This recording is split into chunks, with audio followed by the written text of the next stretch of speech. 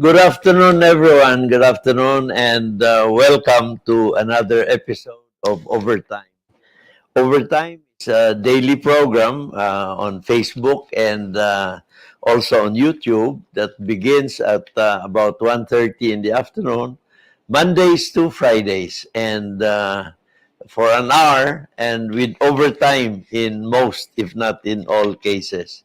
And this afternoon, my friends, we have a very special guest, and I'd like to thank him for accepting our invitation. We are deeply honored, and of course, we'll talk about uh, the government that he represents here in the Philippines and the activities, the programs that he has been undertaking on behalf of his government. Now, my friends, I know he has a long introduction, but we have tried to summarize it. Uh, he was born in Haifa, Israel, in December of 1965 and is a distinguished diplomat with a diverse career. After 5 years of service in the Israeli Navy, he earned a psychology degree from the University of Haifa and an MBA from the University of Derby. Joining the Foreign Service in 1994, he has represented Israel in various roles at the Israel's embassies in Manila, The Hague, and Pretoria in South Africa, as well as at the permanent mission of Israel to the UN in New York, USA. From 2016 to 2018, as part of a special operation, he represented Israel in Bahrain. In Israel, he served as a director for policy planning and external relations and later as deputy head of Mashaf, Israel's agency for international development cooperation. This was from 2009 to 2016. From 2018 to 2021, he was the deputy head of the economic division at Israel's Ministry of Foreign Affairs. In October of 2021, he assumed the role of the Israeli ambassador to the Philippines, and outside his diplomatic duties, he enjoys running, hiking, and diving. A sportsman. Is married to Gila. He is a proud father of four. And of course, his track record, my friends, is quite impressive, very impressive, in fact. And we would like to, again, thank him for accepting our invitation this afternoon. And we'd like to welcome, and I'm very proud and honored to introduce to you Ambassador, His Excellency, Ilan Fluss, Ambassador of Israel to the Philippines. Your Excellency, good afternoon and welcome to Overtime. Good afternoon, Attorney Oka, and thank you very much for hosting me in Overtime. It's really my pleasure to join you today. Yeah, actually, we are very, very grateful that you have accepted our invitation. I know your schedule is a bit tight. What time is it now in Israel? It's just the beginning of the day. Yes, it's morning in Israel. Yes. Morning, yeah, and so you may need to communicate with them, uh, and wow, how big is the size of the Israeli embassy in Manila? Well, first of all, let me say the size of the state of Israel, because people don't realize, because we hear so much about Israel in the news, but Israel altogether, the Israeli population is 9.7 million people. So you can bring the entire population into Metro Manila, and there's still room for more. Yeah, And as a country, we are maybe about 1/5 of Mindanao in size.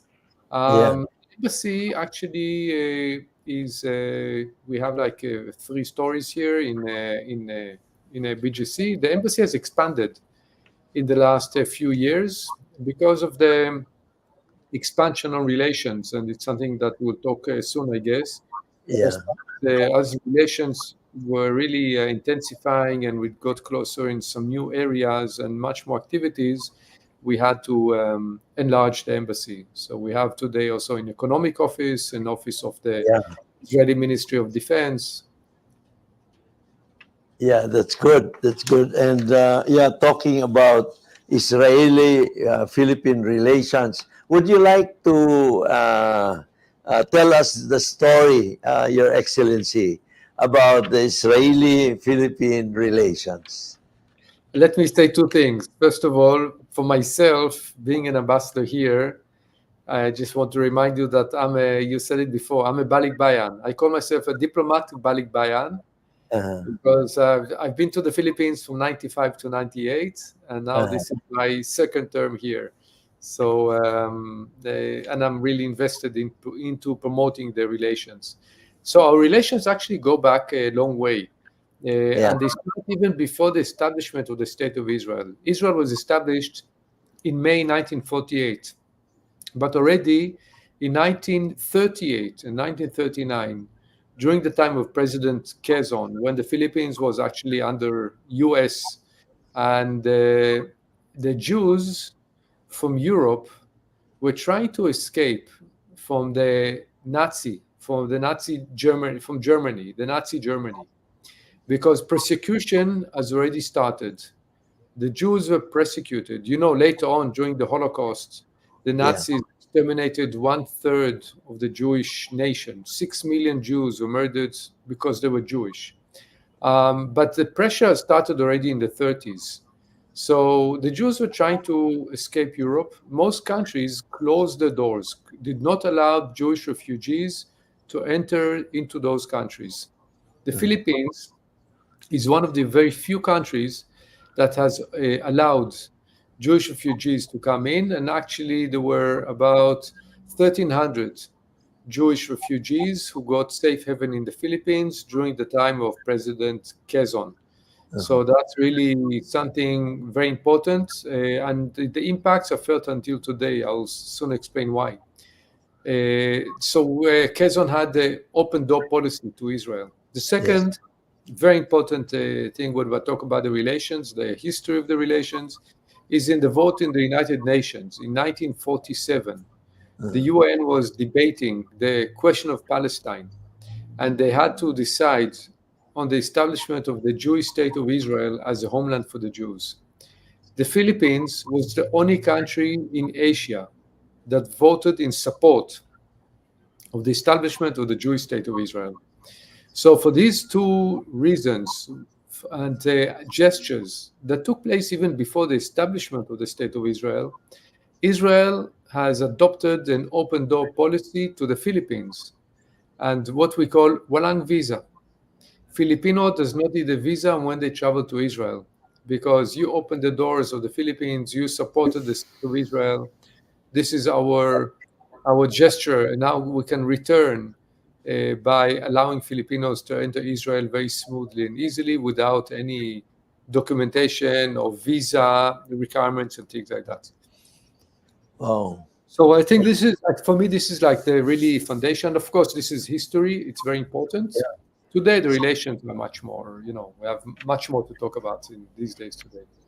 yeah, yeah. And Quezon was one of the most popular presidents that the Philippines has ever had, no?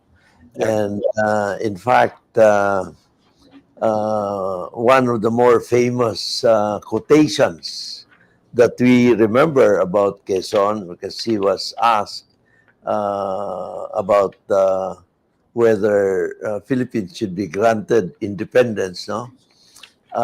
And his statement to us, I would rather run a country, I would run a country, rather run a country by Filipinos than run it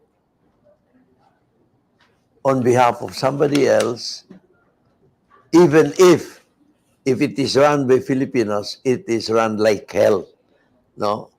he was, of course, those are not the exact words that Yes. Quezon had said, but I'd rather lead a country run like hell by Filipinos Yeah. than a country run like heaven by the Americans, no? Yes. And Yes. yeah, he had a good sense of history in 1939 when he decided, after all, we were under Spain before the Americans took over under the Treaty of Paris in 1899, no? So, so Europe was not new to the Philippines. In fact, Rizal Rizal, our national hero, had Yes. lived in one city in Germany, Your Excellency, and I saw his house there. And he even made a poem talking about the flowers of of that city, and so uh, I can understand why President Quezon decided the way he did because of the Philippines' close links with Europe, no? And of course, we were also a minority in Europe.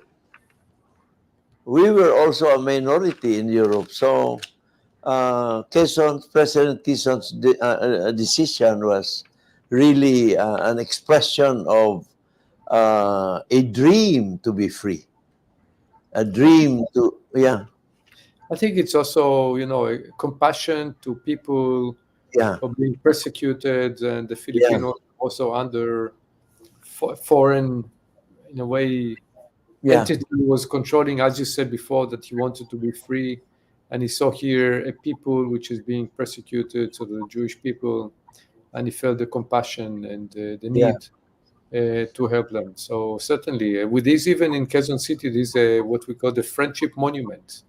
Uh, yes, the Friendship Monument, it is all about those days of all these two events, and we have yeah. a special relationship with Quezon City because of that.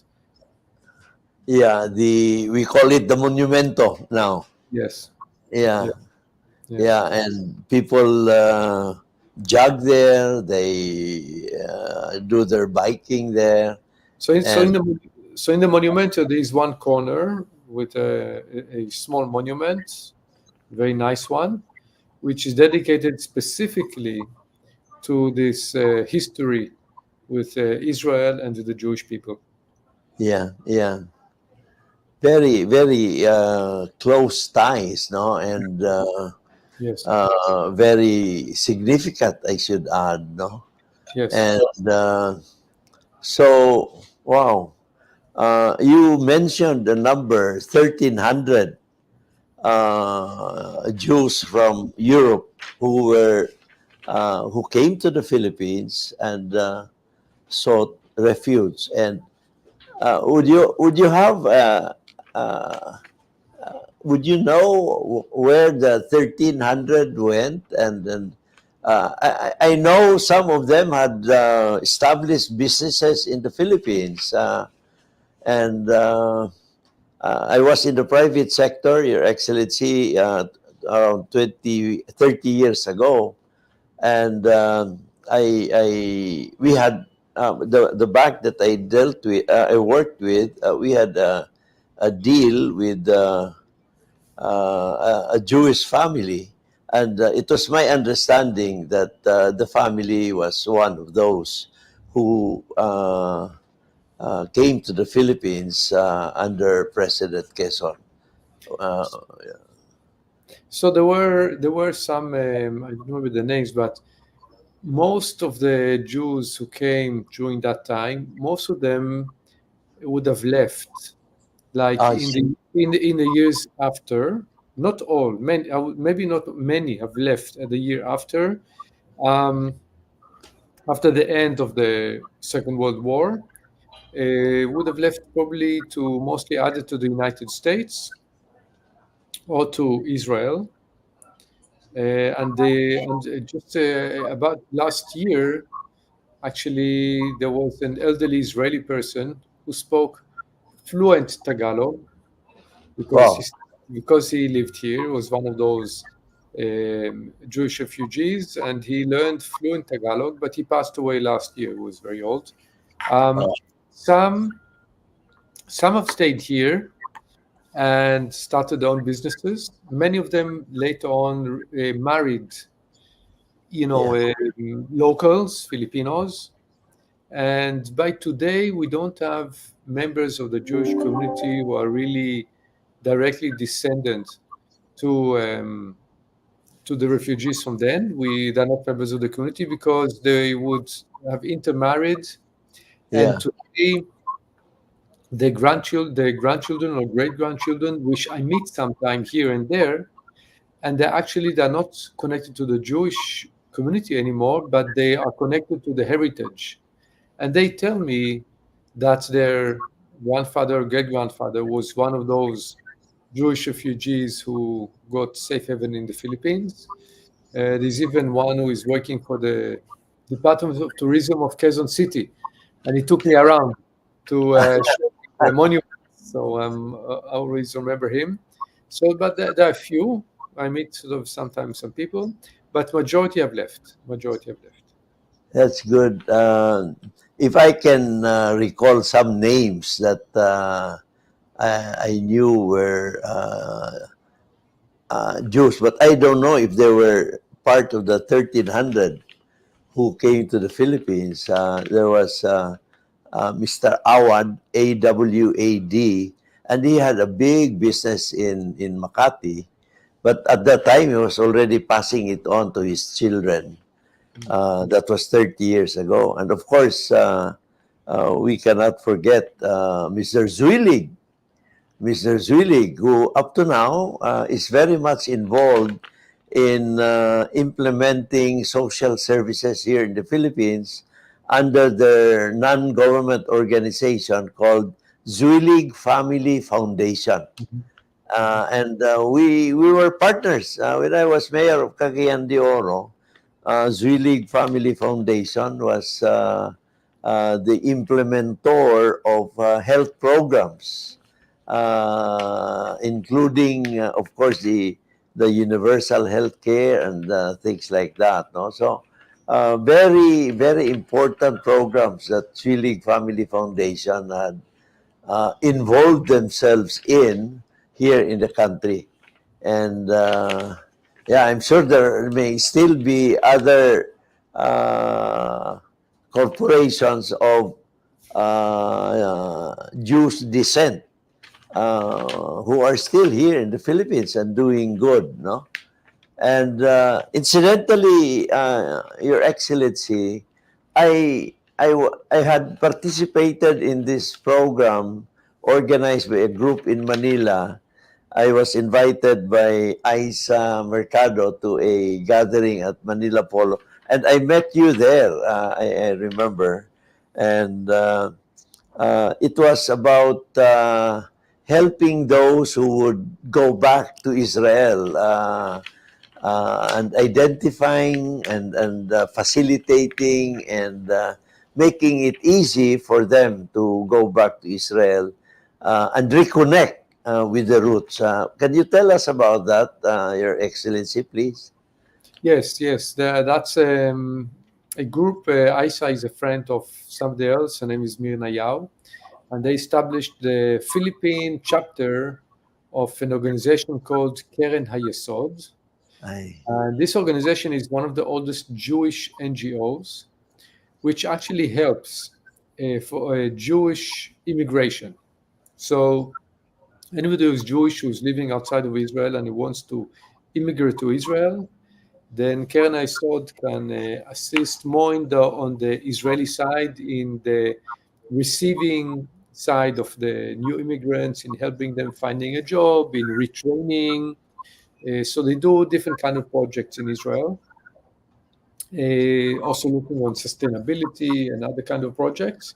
And so this is when we met briefly in the Polo Club, it was actually the event to inaugurate the Philippine chapter of Keren Hayesod. and it was a privilege for me to be there. Uh, the idea is, from one side, to assist Mm. Jewish people who are living here in the Philippines, who are recognized as Jewish and would like to immigrate to Israel. And secondly, generally speaking, to assist the immigration of the Jews back to their homeland. Yeah. That's so we were seeing, especially these days, in light of the war of October 7, Yeah. we're seeing really, we were seeing worrying waves of anti-Semitism. We're seeing a lot Yeah. of anti-Semitic attacks. The Jewish people do not feel, and Israelis do not feel safe outside of Israel because of the attacks. And this is correct in Europe, it is in the US. And actually, Keren Hayesod is, and also the Israeli government are preparing um, special projects in order to assist the Jewish communities who are now, so the members of Jewish communities, even in very, let's say, countries that are very developed and life is comfortable there, but they would now rather move to live in their own homeland in Israel. Yeah.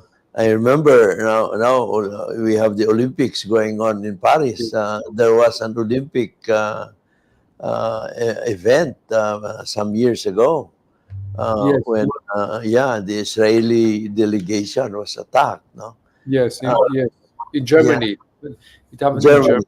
Yes, exactly. Yeah, And 11 Israeli um, sportsmen and women were murdered by Palestinian terrorists. yeah, Major issue, and the Israeli team now in Paris is getting a special security arrangements. I have to say it's very unfortunate that Israelis cannot be as everybody else, and yeah, that yeah, we need extra security and extra measures. It's also, by the way, also on Israeli diplomats.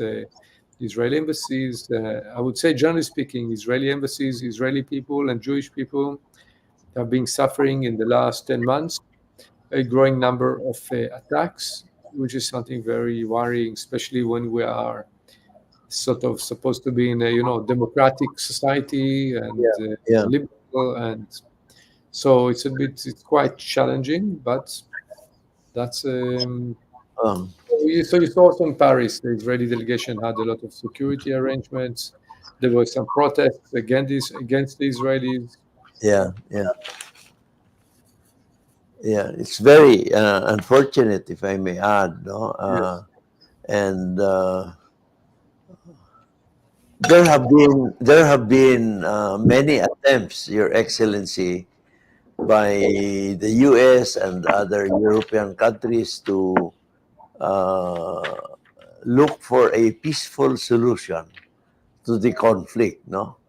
And there have been agreements that have been entered into, and now with the event that started October 7 of last year, it would seem to me that uh, the road to peace has been made somewhat clustered or cluttered, if I may, uh, by these conflicts. And yeah, it's really unfortunate, no, for a country to feel singled out, no, in the face of this uh,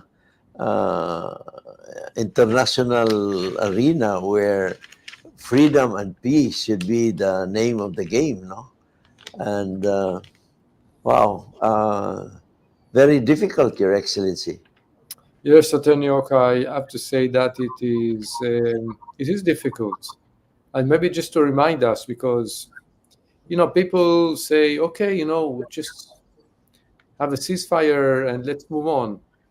But we have to understand, and it's connected to the Olympics. In September 1972 in Munich, Yeah, when we the Olympics there, 11 of the Israeli delegation were murdered.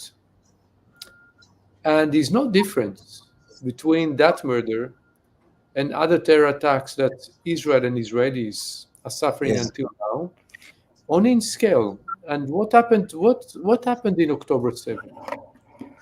In October 7, the Hamas was able to implement its long-term plan.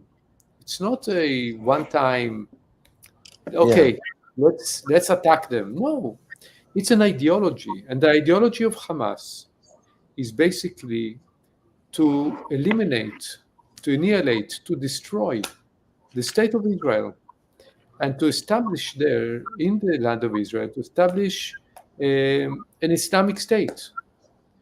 This is what they want, and you see it very clearly in the charter of the Hamas, the most important Yeah. document which was written when they established the Hamas. And in this document, in the charter of the Hamas, it says that Israel can exist until we can conquer Israel and create an Islamic state. So Yeah. there's no political thinking of let's find a way how to live peacefully side by side with Israel, because Hamas is not a political entity. It's a terror organization.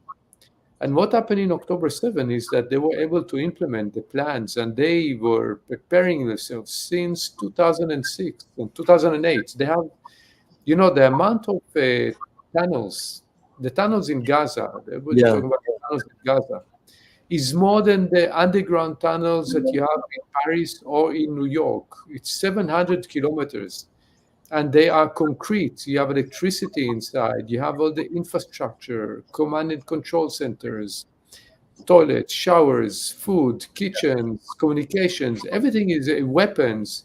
This is a whole underground city which was built in a relatively short time. Since 2006 they were building Yeah. it, and the goal is one thing, that the Hamas can fight and eliminate the state of Israel. So, and if you add to the murderous agenda of the Hamas, you have to add to it the Hezbollah, Yeah. Hezbollah, which has the same agenda. And you saw yesterday they Yeah. slaughtered 12 children Yeah. when they launched a smart rocket. It was targeted. It was targeted. It's not a mistake. And Hezbollah now claim it's not them. It's only Hezbollah who launches these rockets, and these rockets are actually made in Iran, because Uh-huh. Iran is supporting the Hamas, is supporting the Hezbollah, is supporting the Islamic Jihad, is supporting other Shia Muslim organizations in Syria and Iraq, and the Houthis in Yemen, which are also attacking Yeah. Filipino seafarers. Yeah. And they're attacking, again, for one reason. You hear sometimes this slogan, from the river to the sea, Palestine will be. So they are saying that from the Jordan River to the Mediterranean, there should be the state of an Islamic state of Palestine, which means this is actually where the state of Israel exists today. It means when you say the slogan, from the river to the sea, basically this is calling for the destruction of the state of Israel.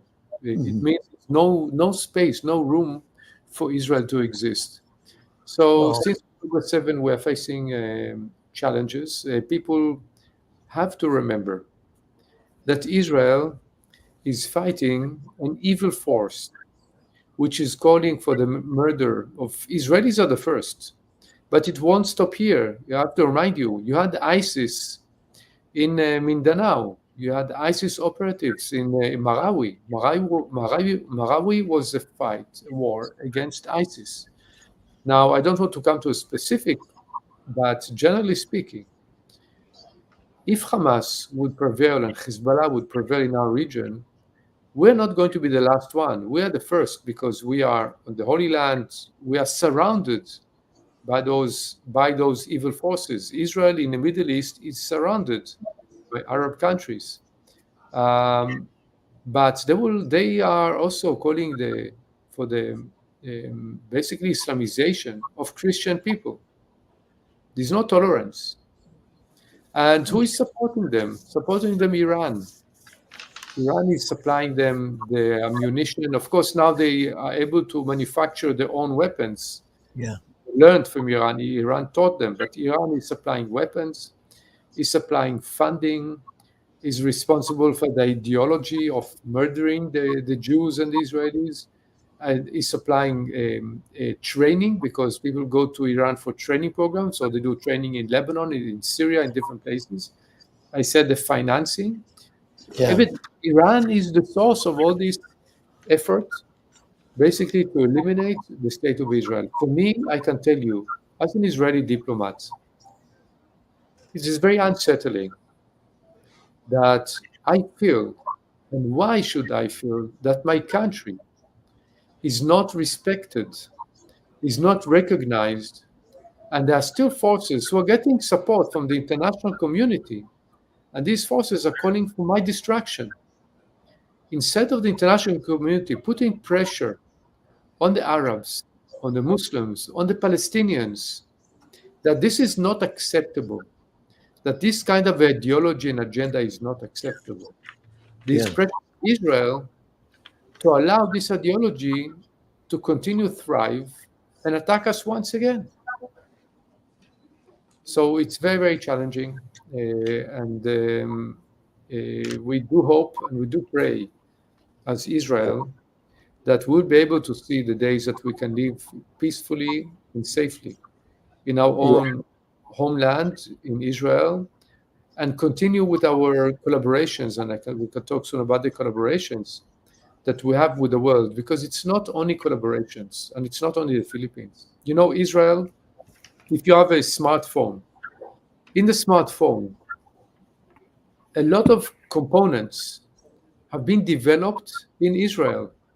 Mhm. If you use the drip irrigation system, or if you eat the cherry tomato, or Yeah. if you use a USB, the memory disk, Yeah. uh, or if they put a stent in your heart, or if you use Viber for your communications, Yeah. all these technologies actually originate in Israel. Israel is developing a lot of technologies and a lot of solutions Hmm. that contribute to the global good, that help humanity. Yeah. Because this is what we believe we should do. We should spread good and bring life to the world. And we're Yeah. dealing with evil forces that spread death and terrorism and poverty and are pulling us back. And I think this is for me very, very obvious. And I call when in my interviews that people should understand and realize who we are dealing with. Yeah. Your Excellency, when I was governor of Misamis Oriental, before I became mayor of Cagayan de Oro, we were invited by Israel to send somebody to learn about agriculture in Israel. I remember that was about 7 years ago. And no, much longer than that. I would imagine 15 years ago, no? And I was really surprised at the time, no? Israel was already way advanced in the agricultural world when I know there's not much arable land in Israel. How did that happen? Well, I say that necessity is the mother of all inventions. Uh, Israel is more than 50% is deserts. yeah, So it's dry lands. And actually, I'm going to have soon a meeting with one of the leading Israeli universities to talk to them about collaboration in the Philippines in agriculture. So we didn't have enough water. Soil is not good, and we don't have enough soil. It's a very small country. But how do you make food? How do you grow food? And for that reason, we had to develop a lot of innovations and a lot of technologies to enable us to have a functioning and reliable agriculture sector. yeah, The principle we're doing is actually, I always say, I call it doing more with less. Meaning, how can you have more crops using less water, less soil, less Yeah. energy? So this is what you call smart agriculture. And Yeah. we are inviting every year. We have two main programs that we're implementing in the Philippines, training programs. One is the internship program, where we invite Filipino interns to go to Israel for an internship program in agriculture sector for 11 months. 5 days a week, they work with a farmer. One day a week is theoretical academic studies in agriculture sector, and of course, one day a week is rest. So they are there. They are coming to Israel either through TESDA, hopefully soon also with DILG and with Department of Agriculture. 550 of those youth come to Israel, experience smart farming, and they learn the approach and they learn smart farming. And the idea is that when they come back to the Philippines, they can implement what they learned in Israel. And in a way that the idea is that 11 months is enough time to do a change in mindset and to Yeah. have a mindset of not the traditional kind of agriculture, but really the sustainable and smart agriculture. And I can share with you one example of, I mean, there are quite a few agriculture projects in the Philippines. And when you visit those agriculture projects, you can see the results of the traditional farming next door and Uh-huh. the results of the Israeli approach farming, Wow. which is so much more produce and the quality is so much better. Wow. So easier to sell, and you have much more to sell. We have to look at it as a business, end of the day. In looking at agriculture as a business and how can you maximize what you're doing on your field. So continuing working with the Carabao, that's good for tradition, but it's not good for modern day economy and modern day agriculture. So one program is that we bring to Israel 550 young entrepreneurs for 11 months, interns for 11 months, and the other program is we bring professionals for 2 to 3 weeks training program. This is the program that I guess that you are involved. Yeah. Um, we had just last week three who came back from Israel in training in aquaculture, fish production. Mm. Um, so, and we have now, I think, two people in Israel. So we are sending as many Filipinos as possible to Israel for training programs from the field of agriculture, water, entrepreneurship and innovation, women empowerment, education. So there are different areas that we're doing our training programs in Israel. Basically, the idea is to share with Filipino experts the Israeli experience, and then hopefully some of the Israeli approaches can be adjusted and adopted in the Philippines. Yeah. Yeah. Certainly. Certainly. Now, I think I have to go back to the Hamas thing. Now, uh,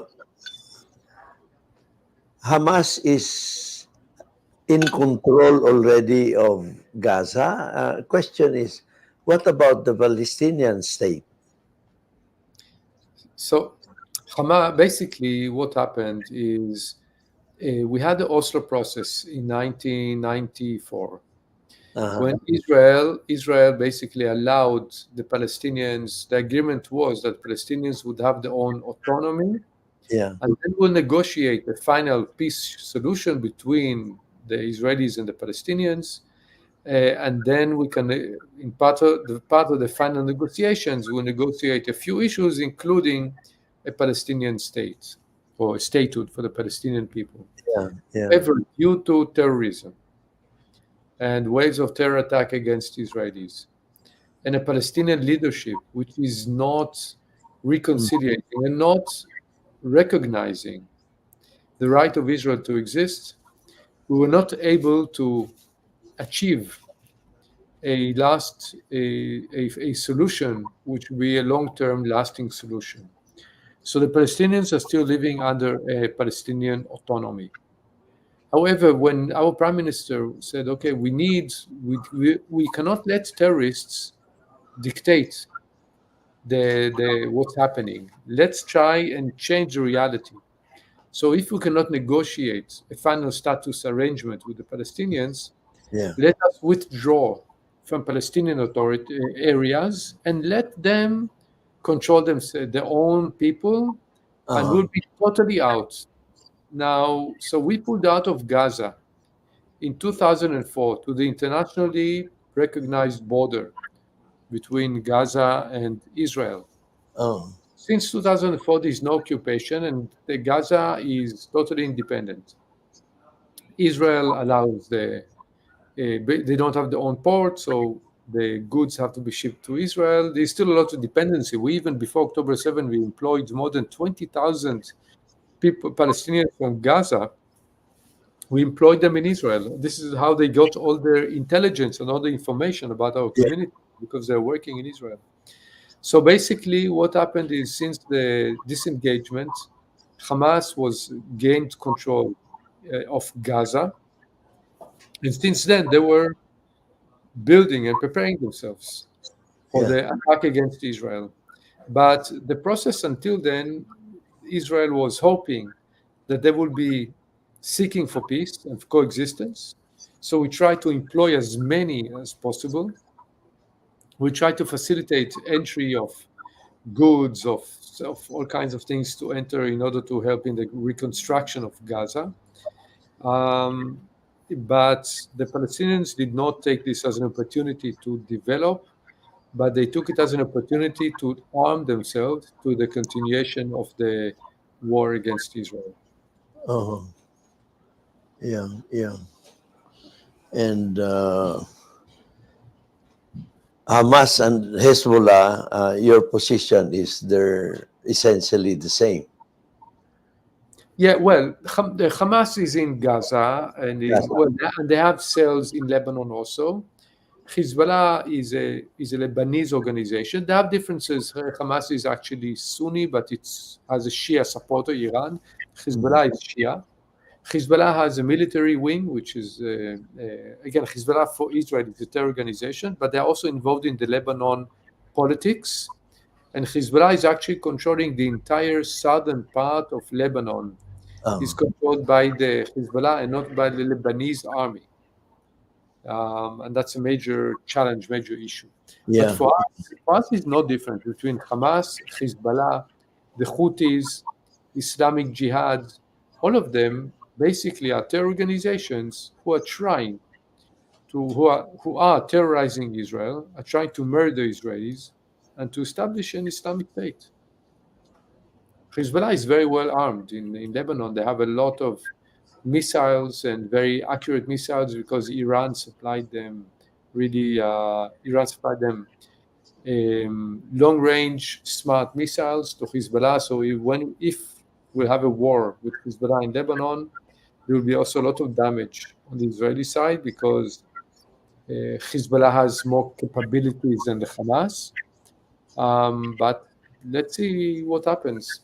But it Yeah. looks extremely bad, extremely complicated, and Israel cannot agree to live now again under constant threat of a terror organization. Nobody would let Israel, no Israeli citizen would agree to our government to Yeah. go back to the same reality as before October 7th because we do not trust anymore the Hamas, the Hezbollah, because they Uh, have one agenda, and that's to kill us all. So we cannot allow them to continue to threaten Israel. you mentioned earlier about the bombing yesterday of a Israeli occupied territory in Hezbollah, in Lebanon, that is, and uh, I don't know if it has been found out that it has been validated. Yeah, uh, the missile came from Hezbollah, but was that Validated, fully validated? validated, fully Validated. validated, and don't take. It's like UN. was taking the data from Gaza from the government of Hamas. Hamas is a terror organization. So Hamas was giving data, and the data was false. And actually, the UN, even a few months ago, decreased the number of casualties by 50% without any explanation. Because they realized that the information they get is false information, which is coming from a terror organization. Now, Hezbollah, of course, first thing they do is to deny, but because Hezbollah is not a state. So they don't care about, they don't operate within the context of international law. Israel is a democracy. Yeah. In Yeah. Israel, by the way, we have in Israel Muslims, Christians, Arabs, Jews, of course, all kinds of religions and minorities in Israel. They all vote to the Israeli parliament, and we have in the Israeli parliament Arab members of parliament, Christians and Muslims, and they are sitting in the Israeli parliament. Israel is a democracy. Israel is a responsible state operating under international law. Hamas, Hezbollah, terror organizations that are using human shield, are using children and women, operating from schools, from mosques, from hospitals, using Yeah. them as terror infrastructure to attack Israel. IDF has exactly the coordinates where this missile was launched from. The missile itself has Iranian letters on it. It's Iranian, and it attacked an Israeli community of Druze, which are one of the minorities, Arab minorities who are living in Israel, in Syria, and in Lebanon. It's a small Yeah. minority, Israeli citizens, and 12 children were murdered by Hezbollah. Yeah, and I think there was even a suggestion that some Arab groups in that area were frustrated with that attack. No, there was a suggestion in one foreign news report. In other It's words, they were not all Israelis that were victimized. There were some non-Israelis as well. Is that true, Ambassador? not to the best of my knowledge. These are All uh, Israeli. yes, but you have to remember they are Druze. Druze are one of the minorities living in Israel, and they have Druze living in Lebanon, living in Syria. These ones are living in the Golan Heights, and Golan Heights are also a disputed area where Syria claims ownership of that area. Yeah, But today it is fully, it's Israel, Israeli police station there. I mean, these are Israeli citizens. Some of them would vote in the Israeli elections. yeah, Again, these are all children, yeah, and there's no doubt what killed those children, and that's a rocket launched by Hezbollah. And Hezbollah, we have to people forget, but this is the only from yesterday. But Hezbollah has been attacking Israel for the yeah, last since October 7th. yeah, So yeah, there's no, they're murdered except for this latest big event. yeah, They murdered already more than, I think, 15 Israeli citizens and more than 20 Israeli soldiers through their launching of attacks from Lebanon onto Israel. Israel has evacuated all the communities that are living on the border with Lebanon because you cannot live there today. Otherwise, it would have murdered many more. So yeah, up to 5 kilometers from the border of Lebanon, more than 90,000 Israelis have been evacuated from their homes and are staying in different hotels, government facilities, or with family. And the kids are not going to the school. The oh, homes, many of those homes have been destroyed by those rockets and missiles and mortars that they are firing. They caused enormous fires, forest fires, and fires that have destroyed both property and nature. This is all done by Hezbollah in northern part of Israel. Actually, Israeli civilians are calling our government to Yeah. finally launch full-scale war in order to eliminate Hezbollah and to end this continuous war and continuous attacks on Israel, like we did with Hamas in Gaza, to go into Lebanon and to destroy the facilities and infrastructure of Hezbollah.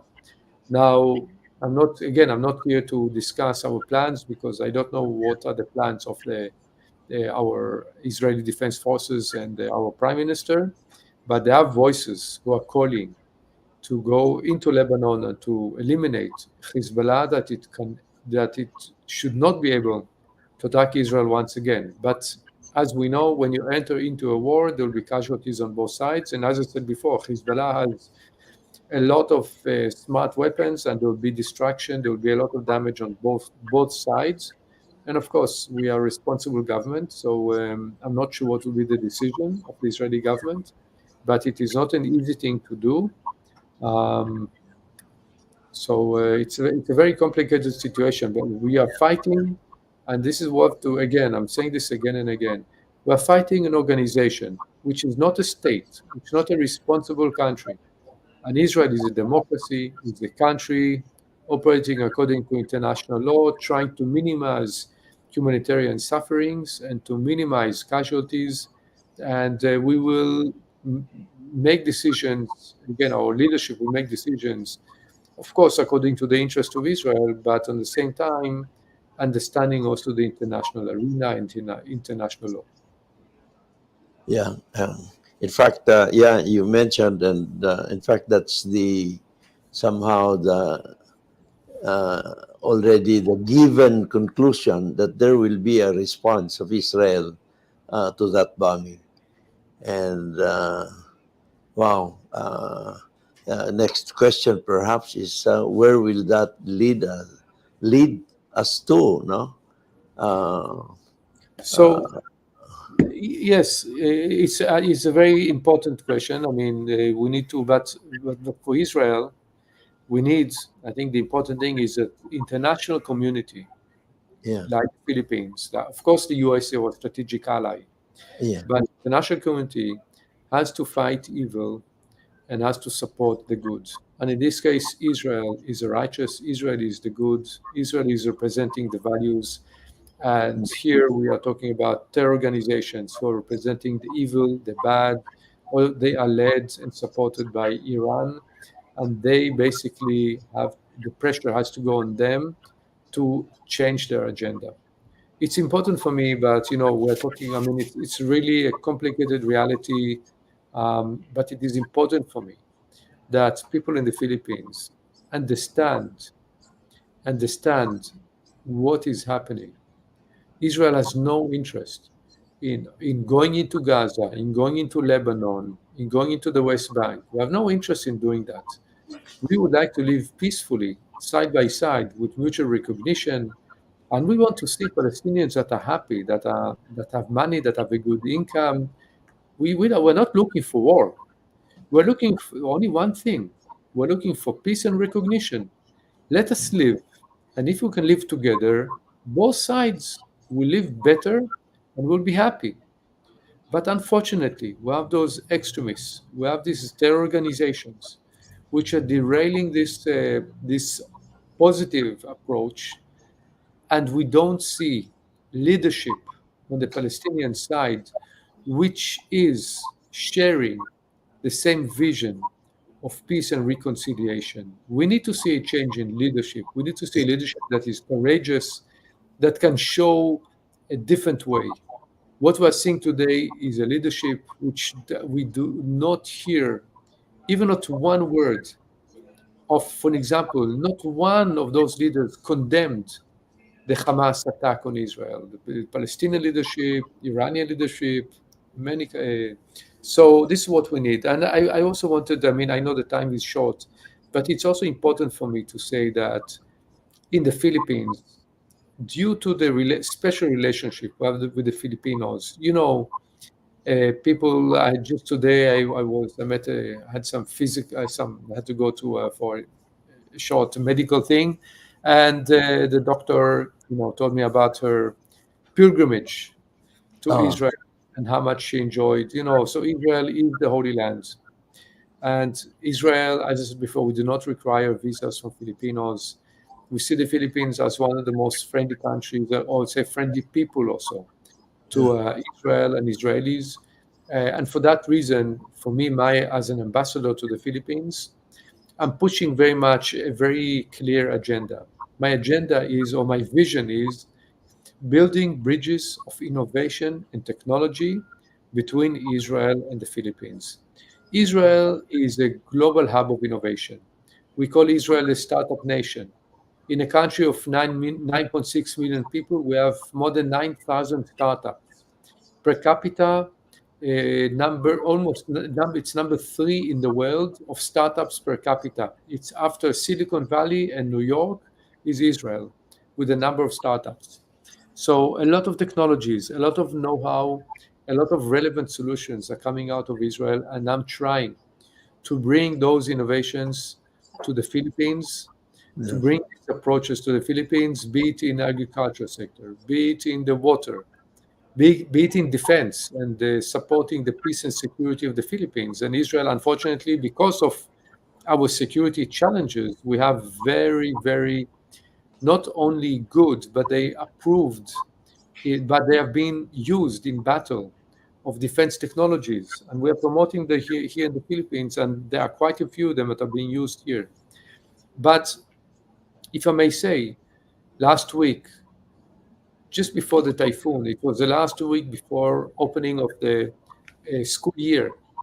And I know in the Philippines you have the Brigada Escuela, which is a very important week before the children go back to school. And the entire team of the embassy, we went to a school and we were helping in painting and in donating a learning center in the school.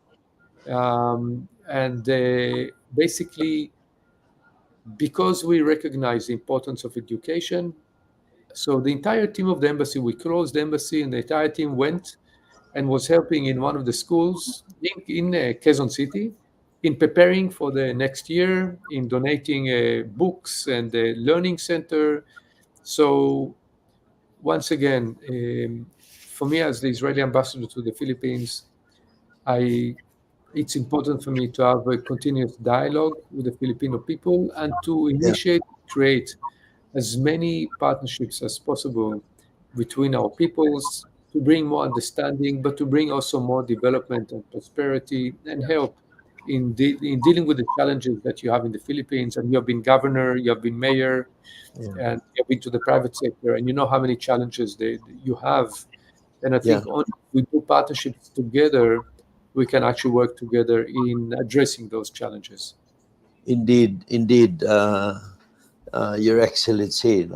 So it is to everybody's interest that peace is finally attained in the Middle East, no? And particularly Israel and Hamas, Israel and Hezbollah, and of course other groups that are associated with Iran, no?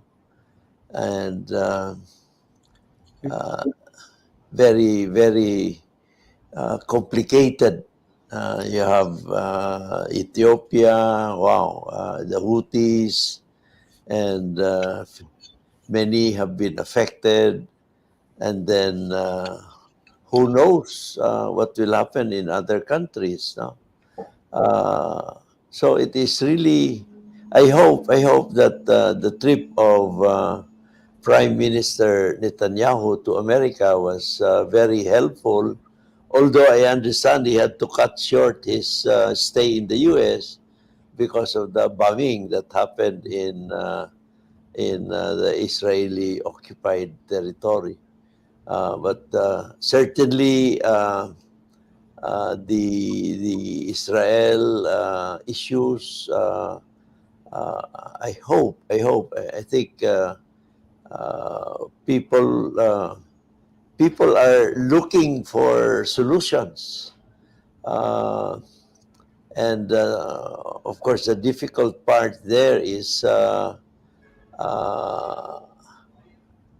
what would be the end game of Hamas? What would be the end game of Hamas? Now, of course, the end game of Israel is quite clear, as articulated by Prime Minister Netanyahu, to defeat Hamas. No, and it would be impossible for Hamas to defeat Israel. So, I think they should redefine